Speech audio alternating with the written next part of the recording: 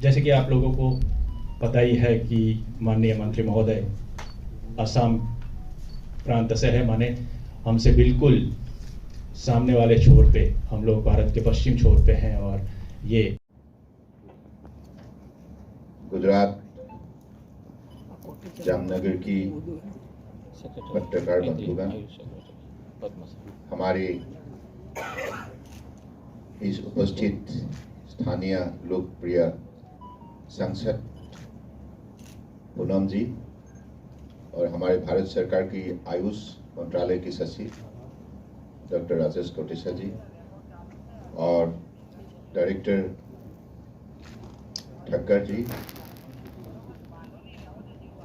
और इस इंस्टीट्यूशन की वाइस चांसलर, स्थानीय डीसी और एसपी, सबसे पहले मैं आप सबको विशेष रूप से शुभकामना देता हूं और अभिनंदन भी करता हूं, क्योंकि मैं जो विषय रखने जा रहा हूं ये विषय देश के लिए बहुत महत्वपूर्ण है और गुजरात के लिए भी और विशेष महत्वपूर्ण है, क्योंकि आप सबको मालूम है देश की हमारी आदर्शवादी नेता प्रधानमंत्री नरेंद्र मोदी जी की निरंतर प्रयास की वजह से, उन्होंने जो मजबूत कदम उठाए, इसकी वजह से आज WHO वर्ल्ड हेल्थ ऑर्गेनाइजेशन उन्होंने भारत में global centre for traditional medicine, यानी कि हमारे जो परंपरागत जो पद्धति है, चिकित्सा व्यवस्था है, इस व्यवस्था को मान्यता देते हुए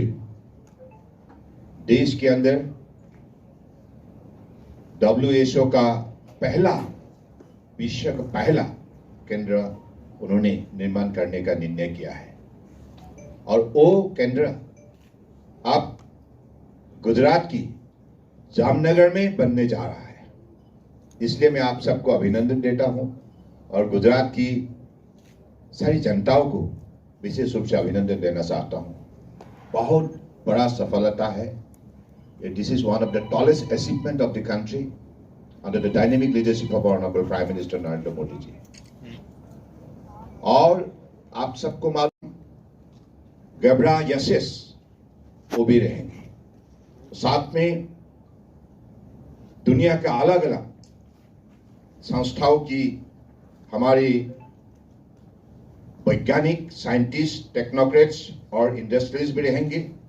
और इसमें हमारी गुजरात की माननीय मुख्यमंत्री जी भी रहेंगे और साथ में WHO की साउथ ईस्ट एशिया रीजन की रीजनल डायरेक्टर भी रहेंगे। तो मुझे लगता है कि ये हमारे लिए सुनहरा मौका है, देश के लिए सुनहरा मौका है, क्योंकि अब इसी केंद्र के जरिए पत्रकार बंधुगण, आज देश के लिए एक बहुत बड़ा खबर है कि देश की परम आदरणीय प्रधानमंत्री नरेंद्र मोदी जी की कुशल नेतृत्व ने आज हिंदुस्तान को दुनिया की एक शक्तिशाली देश के हिसाब से खड़ा किया है और मोदी जी की 7 साल की कार्यकाल में ही देश की जनताओं ने अलग अलग परिवर्तन आज पाया है और जिसकी वजह से देश की जनता को विकास के रास्ते पर जोर से चलने के लिए शक्ति मिला है, मौका मिला है और सबको अपने स्वाभिमान को सुरक्षित करते हुए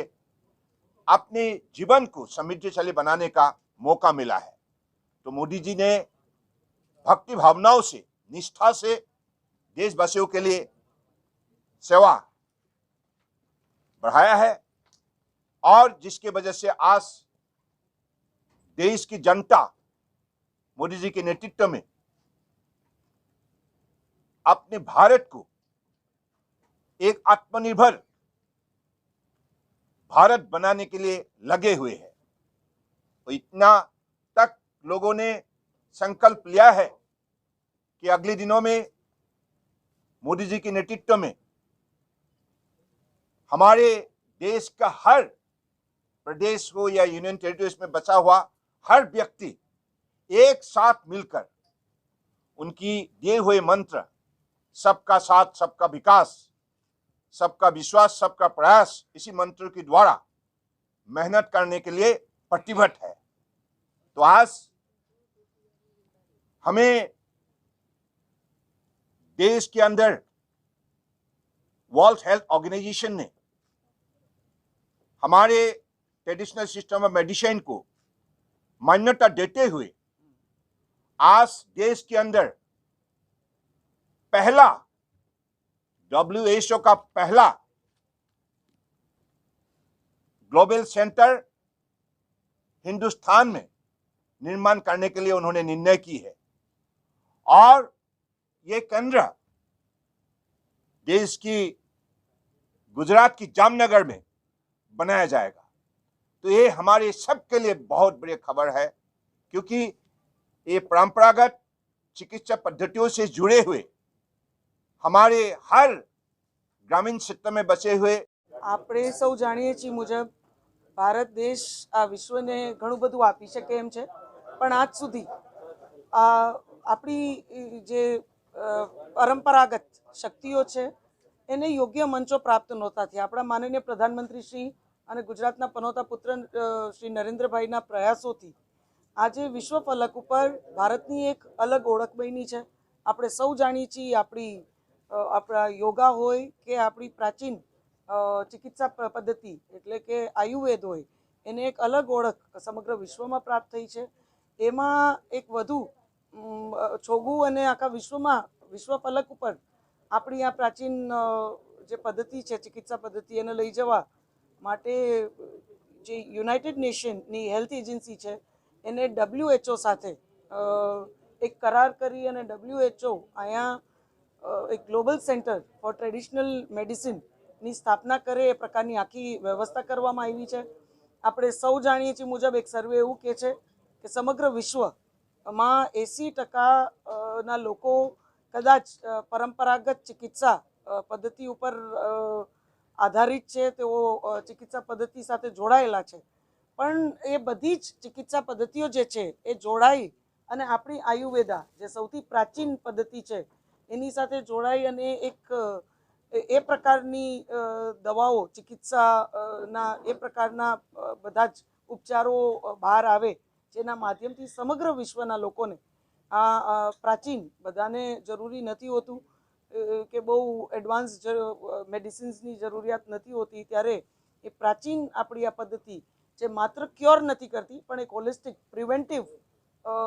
मेजर पण छे। ए प्रकारनी आखी आ पद्धति આપણે આ ગ્લોબલ સેન્ટર ટ્રેડિશનલ મેડિસિન સેન્ટરના માધ્યમથી આપણને પ્રાપ્ત થાય એ પ્રકારની વ્યવસ્થા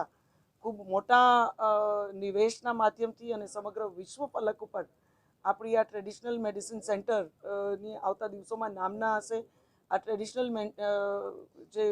મેડિસિન સેન્ટર છે એના માધ્યમથી સમગ્ર વિશ્વમાં WHO સાથે જોડાયેલા બધા દેશો એટલે કે લગભગ 140થી વધુ દેશો એમાં ભાગરૂપ રહેશે અને એ લોકોની પણ પદ્ધતિ આપણા પ્રાચીન ઉપચાર સાથે સાથે આપણા પ્રાચીન ઉપચારની પણ એક પ્રચાર પ્રસાર ને ઉપયોગ સમગ્ર વિશ્વમાં વધે એ પ્રકારની પણ વ્યવસ્થા થશે। એટલે આપણા માનનીય પ્રધાનમંત્રીશ્રીએ આપણી આયુર્વેદાને એક અલગ ઓળખ અને ખાસ કરીને આપણી પાસે આપણી આયુર્વેદિક યુનિવર્સિટી અહીં જામનગર ખાતે બેઝડ હોય ત્યારે આ સેન્ટર પણ જામનગર ખાતે જ બેઝડ જે મેડિસિન સેન્ટર છે એના માધ્યમથી સમગ્ર વિશ્વમાં WHO સાથે જોડાયેલા બધા દેશો એટલે કે લગભગ 140થી વધુ દેશો એમાં ભાગરૂપ રહેશે અને એ લોકોની પણ પદ્ધતિ આપણા પ્રાચીન ઉપચાર સાથે સાથે આપણા પ્રાચીન ઉપચારની પણ એક પ્રચાર પ્રસાર ને ઉપયોગ સમગ્ર વિશ્વમાં વધે એ પ્રકારની પણ વ્યવસ્થા થશે. એટલે આપણા માનનીય પ્રધાનમંત્રીશ્રીએ આપણી આયુર્વેદાને એક અલગ ઓળખ અને ખાસ કરીને આપણી પાસે આપણી આયુર્વેદિક યુનિવર્સિટી અહીં જામનગર ખાતે બેઝડ હોય ત્યારે આ સેન્ટર પણ જામનગર ખાતે જ બેઝડ હશે. એ જામનગરના નાગરિકો માટે, ગુજરાતના નાગરિકો માટે અને આપણા દેશના નાગરિકો માટે ખૂબ મોટી ઉપલબ્ધિ છે કે વિશ્વનું આવું ટ્રેડિશનલ આખી મેડિસિનનું સેન્ટર જામનગર ગુજરાત ખાતે બેઝડ હશે. અને મને ખાતરી છે કે આવતા દિવસોમાં આપણી આ જે પ્રાચીન ચિકિત્સા છે એ વિશ્વ ફલક ઉપર એ ઉજાગર થશે અને લોકો એની સાથે વધુ ને વધુ જોડાશે. એટલે માનનીય પ્રધાનમંત્રીશ્રીનો, આયુષ મંત્રીશ્રી આજે આપણી વચ્ચે સોનોવાલજી પોતે ઉપસ્થિત છે. એમનો હું જામનગરના પણ જનપ્રતિનિધિ તરીકે, સાંસદ તરીકે ખૂબ ખૂબ આભાર માનું છું કે આપણી જામનગરમાં આટલું મોટું નિવેશ અને એક ગ્લોબલ પ્લેટફોર્મ આપણા આ યુનિવર્સિટીને પ્રાપ્ત થયું એ બદલે હું એમનો ખૂબ ખૂબ આભાર માનું છું. આપણા માનનીય પ્રધાનમંત્રી શ્રી ભારતની શક્તિઓને ઉજાગર કરવા માટે સતત પ્રયત્નશીલ રહે છે અને એ દિશામાં આપણને આજે વિશેષ એક ઉપલબ્ધિ પ્રાપ્ત થઈ છે એ ખૂબ જ સરાહનીય છે. માનનીય પ્રધાનમંત્રીશ્રીનો પુનઃ હું હૃદયપૂર્વક ખૂબ ખૂબ આભાર માનું છું.